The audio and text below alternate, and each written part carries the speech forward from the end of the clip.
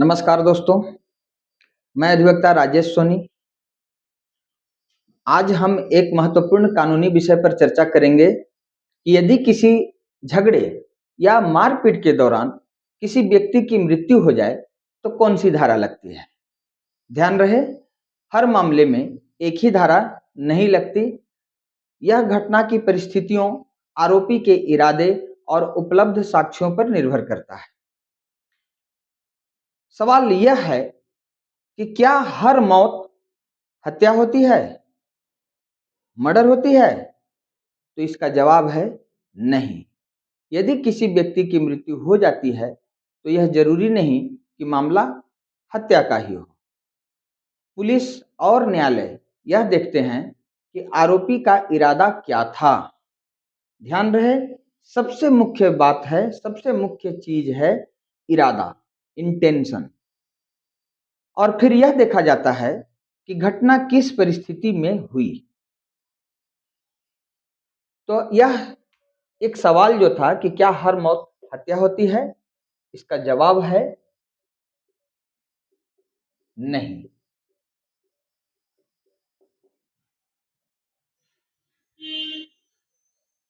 हत्या तीन प्रकार की हो सकती है। एक, मुख्य रूप से हत्या।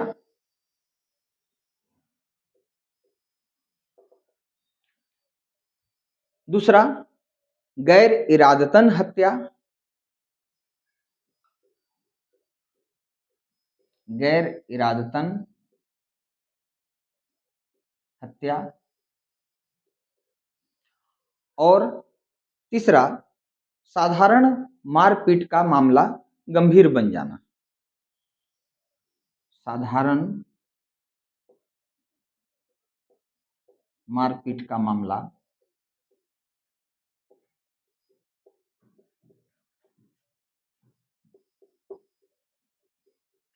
गंभीर बन जाना।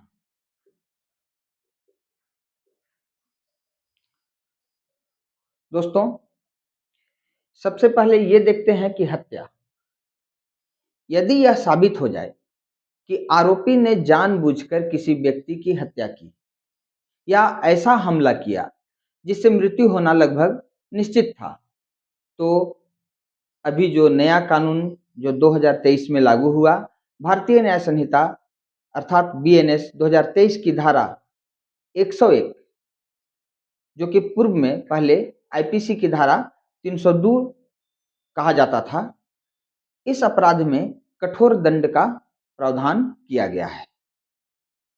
हत्या के लिए अभी बीएनएस की धारा 101 ये आपको लगेगी और इस अपराध में कठोर दंड का प्रावधान है। अब दूसरी बात है कि हत्या एक इरादतन हुई, एक गैर इरादतन हत्या। गैर इरादतन हत्या मतलब culpable homicide, not amounting to murder.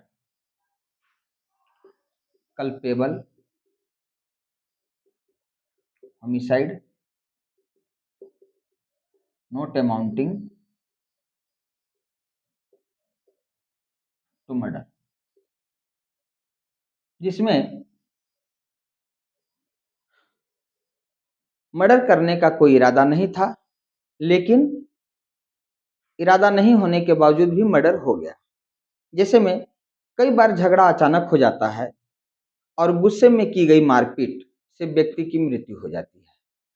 यदि हत्या का स्पष्ट इरादा नहीं था तो मामला गैर इरादतन हत्या का बन सकता है। ऐसे मामलों में परिस्थितियों के अनुसार बीएनएस की संबंधित धाराएं लागू की जाती हैं। और तीसरा है साधारण मारपीट का मामला गंभीर बन जाना। कभी कभी झगड़े में केवल एक दो चोटें लगती हैं, लेकिन चोट के कारण या गिरने से व्यक्ति की मृत्यु हो जाती है। ऐसे मामलों में पुलिस घटना की पूरी जांच करती है और मेडिकल रिपोर्ट, पोस्टमार्टम रिपोर्ट तथा गवाहों के आधार पर उचित धारा लगाती है। यहाँ यह देखने वाली बात है कि न्यायालय किसी भी प्रकार की धारा लगाने से पहले किन किन बातों को देखती है। सबसे पहले देखा जाता है आरोपी का इरादा क्या था, यानी देखे जाने वाली बात है इरादा। इसके अलावा किस हथियार का प्रयोग हुआ, मतलब दूसरा में यह देखा जाता है कि हथियार का प्रयोग, किस हथियार का प्रयोग हुआ।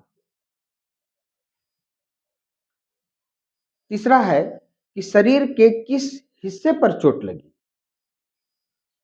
शरीर के किस हिस्से पर चोट।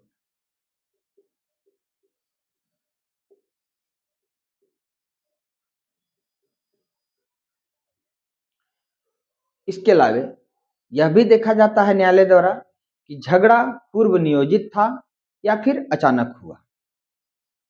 पूर्व नियोजित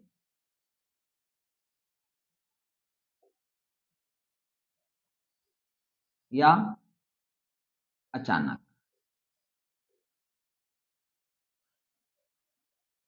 इसके अलावा यह देखा जाता है कि घटना के समय की परिस्थितियां क्या थी, घटना के समय में क्या परिस्थिति थी, यह देखा जाता है।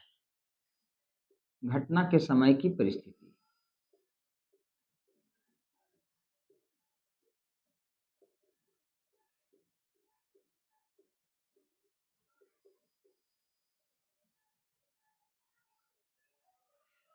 न्यायालय इन्हीं बातों को देखती है और इसी आधार पर निर्णय लिया जाता है।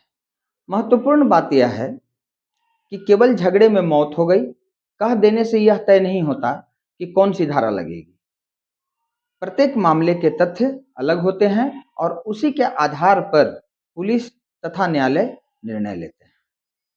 तो दोस्तों, निष्कर्ष यह है कि झगड़े में मृत्यु होने पर मामला हत्या, गैर इरादतन हत्या या अन्य गंभीर अपराध का हो सकता है। सीधे सीधे हत्या ही मान लिया जाए ऐसा नहीं होता है।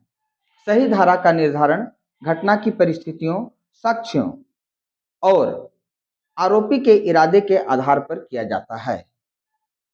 आज के लिए हत्या के बारे में चर्चा इतनी ही है। धन्यवाद।